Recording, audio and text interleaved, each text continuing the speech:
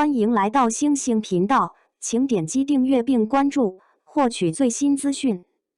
白鹿晒出素颜做饭，主食1粒米都没有，食材不超20元，超接地气。4月2号晚上，演员白鹿在微博发了张照片，背景是剧组临时搭的厨房，一个电磁炉，一口旧锅。她穿着睡衣素颜出镜，端着一碗汤。配文说烫了舌头尝不出味道，锅里就几片肥牛，1块豆腐，1把青菜，外加3个鸡蛋，1粒米都没有。有人算了下，这顿饭成本不到20块钱。就这么一条微博，转发上万，评论区直接炸了。有人说这才是真实生活，也有人冷笑摆拍痕迹太明显。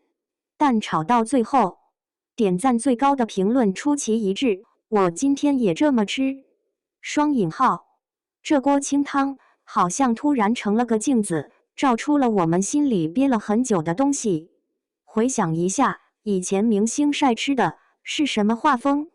米其林餐厅的定制套餐，金光闪闪的餐具，旁边还站着穿白衣服的厨师微笑服务。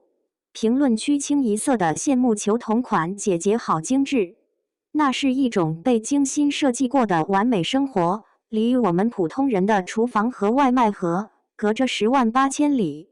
你看多了不会觉得饿，只会觉得累，一种必须时刻保持光鲜，不能出错的疲惫感。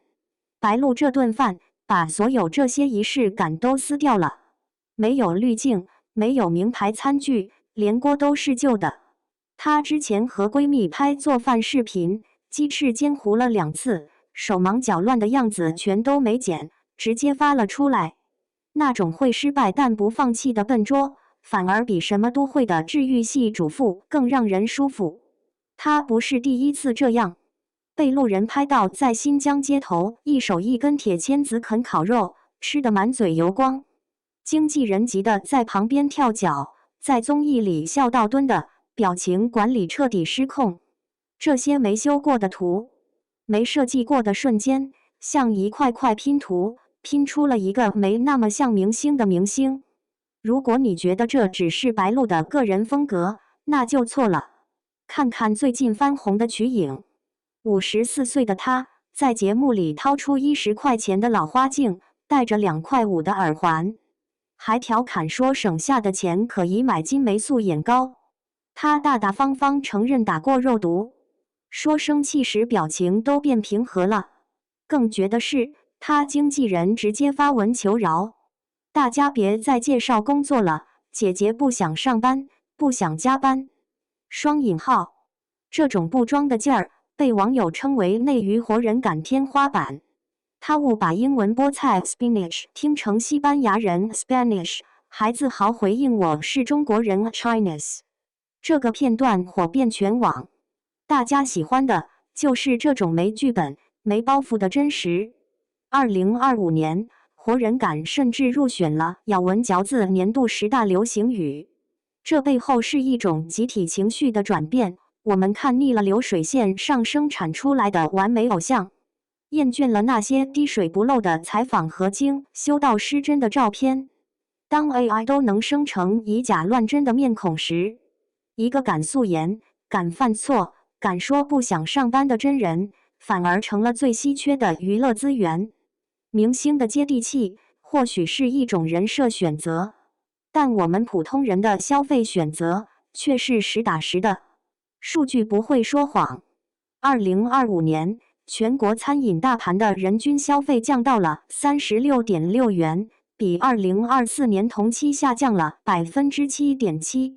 这个数字几乎回到了10年前的水平。美团的核心本地商业 CEO 王蒲忠说，2025年堂食的客单价已经非常接近2015年了。更直观的是外卖。2025年外卖平台的数据显示，新增的订单里，有75%来自15块钱以下的低价区间，5块钱以下的简餐订单涨了将近一半。不是大家吃不起更贵的，而是觉得没必要了。以前点外卖可能还会看看摆盘，看看是不是网红店。现在打开软件，直奔拼好饭专区。塔斯汀的汉堡套餐正常卖14块，拼好饭只要6块9。老乡鸡为拼好饭定制的农家小炒肉盖饭，半年卖了超过200万单。这不是消费降级，是消费观念变了。大家不再愿意为过度的包装、虚高的品牌溢价和所谓的氛围感买单。一碗粉、堂食要13块，外卖补贴后5块就能送到家，还不用出门。这笔账谁都会算。从2025年开始，一种新的生活哲学越来越清晰：别太折腾，别装模作样，别让自己太累。外卖平台上那些贵得要死的精致轻食订单增长在放缓，真正火起来的是能吃饱、价格实在的简餐。年轻人不再只盯着低脂高蛋白那些标签，他们开始觉得花半小时等一份摆盘漂亮的沙拉，不如花10分钟嗦一碗热乎的粉。这种心态蔓延到了堂食，高端餐饮的日子不好过。一些知名的米其林餐厅因为难以承受低价竞争的压力而闭店，而像田老师红烧肉这样靠一碗22元红烧肉杀回市场的品牌，或者挖来搭用平价套餐打造聚餐场景的模式，正在获得新的机会。大家不是不想吃好的，而是对好的定义变了，从越贵越好变成了越值越好。海底捞开始推9.9元的午餐套餐，西贝开了客单价30元上下的快餐子品牌。消费者用钱包投票，告诉市场，我需要的是一顿让人安心、不用思考太多的饭，而不是一场需要精心表演的社交仪式。当成年人在外卖软件和家常菜之间寻找平衡时，一场生活教育正在校园里悄然回归。在山东枣庄薛城区，教育部门明确要求3年级以上的劳动课，每学期烹饪实践课时不能少于4节。孩子们从择菜、洗菜学起，到包饺子、做家常菜。在广东惠州的一所学校，劳动课直接飘出了饭菜香，学生们学做糖葫芦、炒菜、包饺子、酿豆腐。这所学校以饮食文化为特色的劳动教育，甚至拿到了广东省教学成果特等奖。他们的理念是，把每一位家长变成厨艺老师，把每一个家庭厨房变成劳动教室。双引号，大学也不例外。华中农业大学开设了饮食文化与美食制作课，学生们系统学习从湖北名菜到西点烘焙的技能。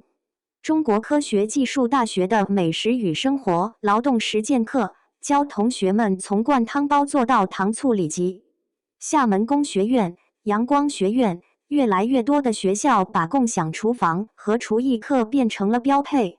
这不仅仅是学做几道菜，在湖南郴州临沂中学的厨艺课上，老师告诉学生，课程是为了让他们体会一粥一饭，当思来之不易，感受父母日常的辛劳。当孩子们系上围裙，拿起锅铲，他们学到的是一种对生活本身的掌控感和敬畏心。白露那锅成本不到20块的汤，瞿颖那副10块钱的老花镜，外卖软件上6块9的套餐，学校厨艺教室里飘出的油烟味，这些看似毫不相关的碎片，拼凑出的是一幅相同的社会图景。我们正在集体告别一种紧绷的、表演性的、被过度消费主义绑架的生活。真实，哪怕它带着黑眼圈和尖糊的鸡翅；简单，哪怕它只是一锅没有主食的清汤；实用，哪怕它意味着选择更便宜的外卖。当敢于展示普通成为一种勇气，当像个人一样生活成为新的共识，或许我们才真正开始触摸到生活本身的温度。